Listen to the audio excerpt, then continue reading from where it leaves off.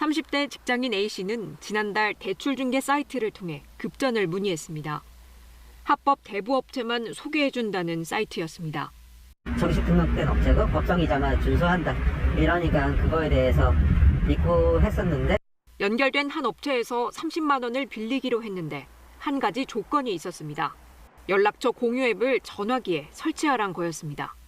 주소록을 공유하는 어플인데 설치하면은 제 핸드폰에 있는 연락처들이 싹 다 그 업자한테 전달이 되더라고요. 신청하고 돈만 갖고 도망치는 사람들이 많아서 확인 절차가 필요하다 이러면서 1,000만 명 넘게 다운받은 앱이라 이것도 위험할 거라곤 생각을 못했습니다. 업체가 제시한 이율도 법정 상한인 연리 20%. 그렇게 믿고 돈을 빌렸는데 이후로 말이 달라졌습니다. 처음에는 다들 정식적인 이자 20%라고 얘기를 해요. 그러다가 막상 이제 제 정보가 넘어가고 나면은 진행하자고 하면서 원금 이상을 요청하죠. 상환일을 딱 하루 넘기자 앱을 통해 넘어간 연락처들이 악용되기 시작했습니다. 전혀 모르는 남성의 알몸 사진을 합성해서 성매매자다, 성매매범이다, 아동 성매매자다 이런 식으로 그런 전단지를 허위로 만들어서 단체 카카오톡방에 뿌리고 그 이후에는 회사로도 연락을 해요. 지인들과 연락이 끊겼고 직장에서도 해고 통보를 받았습니다. 합법 대출이고 일종의 보증 차원에서 지인 연락처와 사진이 필요하다. 피해자들을 유인했던 공통된 수법입니다. 얼마나 광범위하게 이뤄지고 있는지 직접 확인해 보겠습니다. 30만 원 대출이 필요하다. 글 올린 지 20여 초 만에 전화가 걸려옵니다. 나이가 어떻게 되세요? 28살. 성함을 여쭤볼게요. 그러고는 역시나 지인 연락처와 본인 사진 등을 담보처럼 요구합니다. 가족 관계나 지인 관계가 좋은지 확인하기 위해서 저희가 보고 있고요. 그분들한테 피해 가실 일은 없으세요? 신분증을 도용하시는 분들이 너무 많아서 사실 그냥 셀카 느낌으로 찍어주시면 돼요. 비상연락망은 저희는 어플을 통해서 받아요. 1시간 동안 10여 군데서 이런 식으로 연락이 왔는데 대부분이 업체 이름을 밝히지 않았습니다. 어디 업체인지 말하는 데는 없어요. 찾아봐도 안 나오는데요. 문제 없는 업체라고도 주장합니다. 협력업체예요, 협력업체. 저희는 업체가 큰 업체예요. 협력업체도 한 40곳 정도가 있어요. 소액 대출이 급한 젊은 층은 대체로 금융 경험이 많지 않아서 이런 수법에 속속 넘어가고 있습니다. 남의 돈을 빌리기 위해서는 이 정도의 서류가 들어가야 돈을 빌려주겠다. 이 서류로 이렇게 그렇게 장난을 하고 협박을 할 줄 이제 나중에 이제 알게 되는 거죠. 대출 중개 사이트의 공신력도 의심을 거두게 한 요인입니다.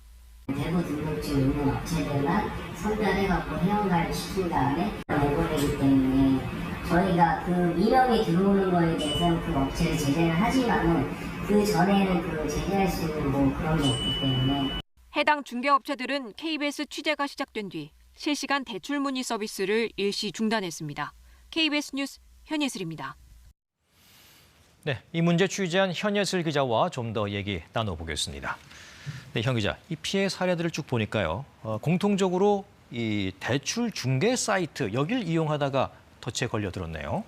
네, 그렇습니다. 이 대출 중개 사이트 자체가 불법은 아니지만 이 사이트를 이용하는 악덕 업체들이 외부에 많이 있습니다. 이들 사이트는 기본적으로 광고 영업을 하게 되는데요. 합법 대부업체들로부터 광고비를 받고 그러고 나면 이 사이트에서 신청자들의 그 정보를 볼 수 있도록 주로 운영이 되고 있습니다. 문제는 이 정보에 불법 업자들까지 접근을 하고 있고 나아가서 성착취 추심 범죄까지 저지르고 있다는 겁니다. 네. 그런데 이 불법 업체들이 그럼 어떻게 이렇게 고객 정보를 확보할 수가 있는 겁니까? 네, 이 합법적으로 등록된 그 대부 업체들이 유료 회원으로 가입을 해서 외부에 있는 그 불법 업체들에게 전화번호 등을 유출하고 있는 것으로 보여집니다. 이 자체만으로도 사실 개인정보보호법 위반에 해당하게 되고요. 그렇게 빼낸 정보로 미등록 업체가 이 신청자에게 연락을 해서 대출을 해주게 된다면 대부업법 위반에 해당하게 됩니다.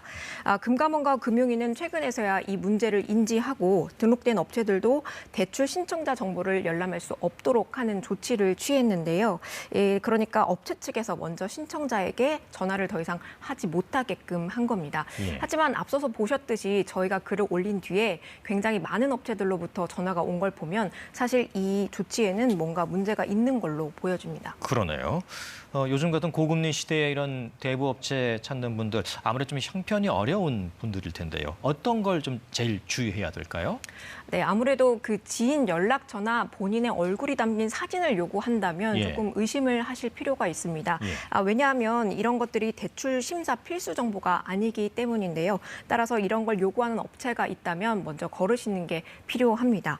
또 대부업체의 이름을 반드시 확인하신 후에 등록 대부업체 통합조회 사이트에서 다시 한번 이 상호명과 전화번호를 한 번 더 대조하실 필요가 있습니다. 네.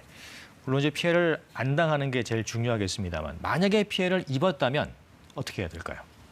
네, 저희가 만나본 피해자들을 보게 되면 이 피해를 입고 난 후에 가족들이 알까봐 혹은 친구들이 알까봐 전전긍긍하면서 숨기다가 피해가 커진 경우가 굉장히 많았었는데요. 예. 숨기려 하시지 말고 피해 사실을 빨리 알린 후에 도움을 받으시는 게 굉장히 중요합니다. 그래서 또 휴대전화나 메신저 아이디 등을 빨리 바꿔서 추심을 끊어내시는 것도 굉장히 중요하고요. 예. 거래 내역이랑 그 증빙 자료를 확보해뒀다가 금감원이나 대한법률 구조공단 등에 신고해서 법률 서비스 등을 받으시면 좋을 것 같습니다. 증거도 남기시고요. 자, 현예슬 기자 잘 들었습니다.